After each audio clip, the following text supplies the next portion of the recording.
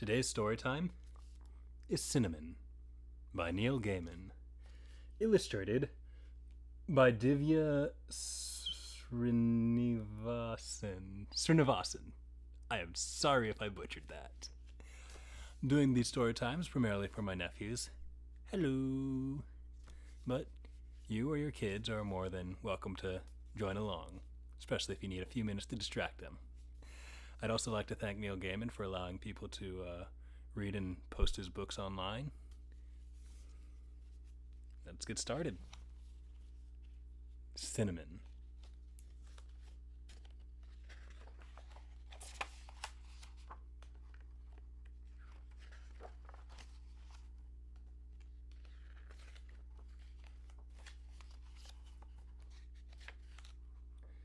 Cinnamon was a princess a long time ago in a small hot country where everything was very old.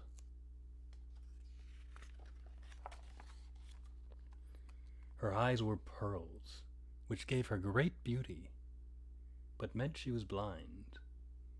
Her world was the color of pearls, pale, white, and pink, and softly glowing. Cinnamon did not talk.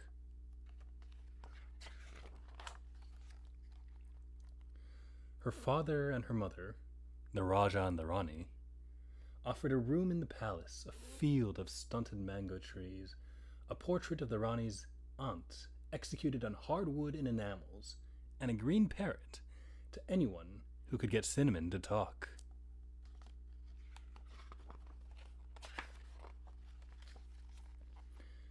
The mountains ringed the country on one side, the jungle on the other, and few and far came the people to try to teach Cinnamon to speak.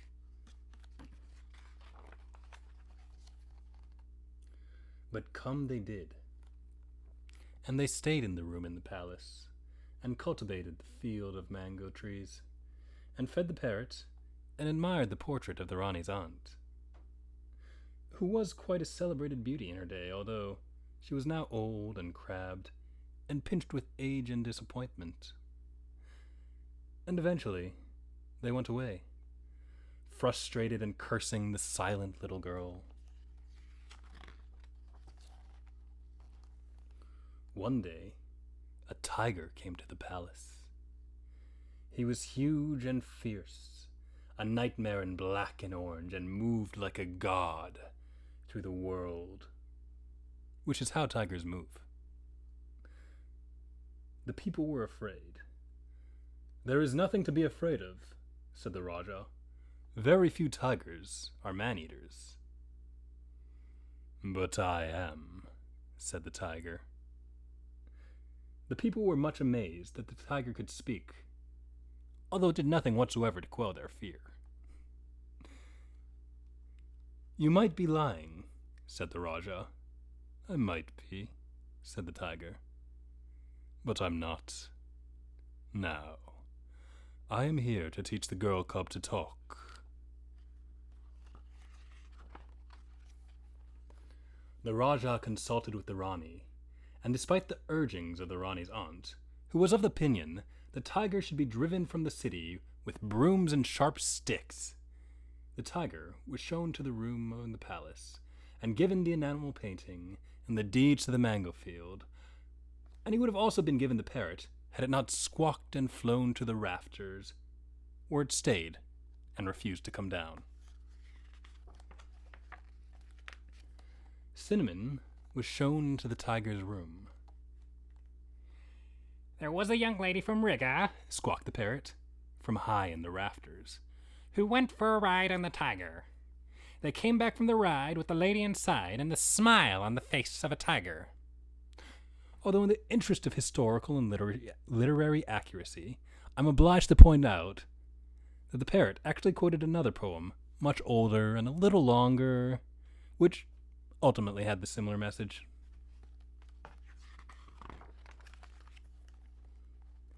"There," said the Rani's aunt, "even the bird knows." "Leave me with the girl," said the tiger. And reluctantly, the Raja and the Rani and the Rani's aunt and the palace staff left the beast with Cinnamon. She pushed her fingers into the tiger's fur and felt its hot breath on her face. The tiger put Cinnamon's hand into his. "Pain," said the tiger, as he extended one needle-sharp claw into Cinnamon's hand.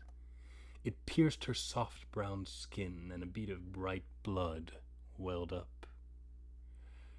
Cinnamon whimpered. "Fear," said the tiger, as he began to roar, starting so quietly you could scarcely hear, working his way up to a purr, then a quiet roar like a distant volcano, then to a roar so loud that the palace walls shook. Cinnamon trembled. "Love," said the tiger, and with his rough red tongue he licked the blood from Cinnamon's hand and licked her soft brown face. "Love?" whispered Cinnamon, in a voice wild and dark from disuse. And the tiger opened his mouth and grinned like a hungry god, which is how tigers grin.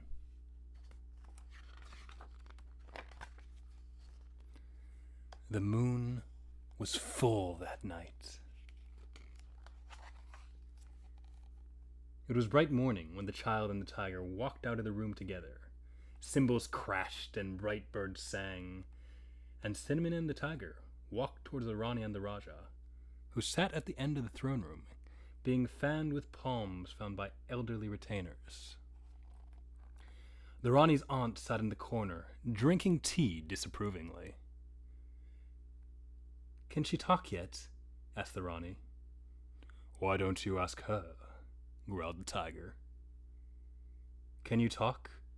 the Raja asked Cinnamon. The girl nodded. "Ha!" cackled the Rani's aunt. "She can no more talk than she can lick her own backbone." "Hush," said the Raja to the Rani's aunt. "I can talk," said Cinnamon. "I think I always could." "Then why didn't you?" asked her mother. "She's not talking now," muttered the Rani's aunt, wagging one stick-like finger. "The tiger is throwing his voice." "Can no one get that woman to stop talking?" asked the Raja of the room. "Easier to stop 'em than to start 'em," said the tiger. And he dealt with the matter.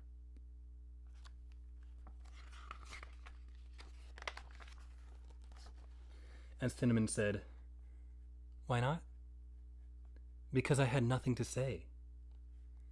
"And now?" asked her father. "And now, the tiger has told me of the jungle, of the chattering of the monkeys, and the smell of the dawn, and the taste of the moonlight, and the noise of a lake full of flamingos, makes when it takes to the air," she said. "And what I have to say is this: I am going with the tiger." "You cannot do this thing," said the Raja. "I forbid it."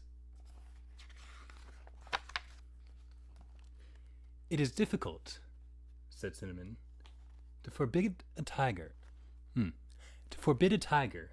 anything it wants." And the Raja and the Rani, after giving the matter a little consideration, agreed that this was so. "And besides," said the Rani, "she'll certainly be happier there." "But what about the room in the palace, and the mango grove, and the parrot, and the picture of the Rani's late aunt?" asked the Raja, who felt there was a place for practicality in the world. "Give them to the people," said the tiger. And so an announcement was made to the people of the city that they were now the proud owners of a parrot, a portrait, and a mango grove, and that the Princess Cinnamon could speak, but would be leaving for a while to further her education. A crowd gathered in the town, and soon the door of the palace opened, and the tiger and the child came out. The tiger walked slowly through the crowd with the little girl on his back, holding tightly to his fur. And soon they both were swallowed by the jungle. Which is how a tiger leaves. So in the end, nobody was eaten, save only the Ranie's elderly aunt, who was gradually replaced in the popular mind by the portrait of her, which hung in the town square, and was thus forever beautiful and young. The end.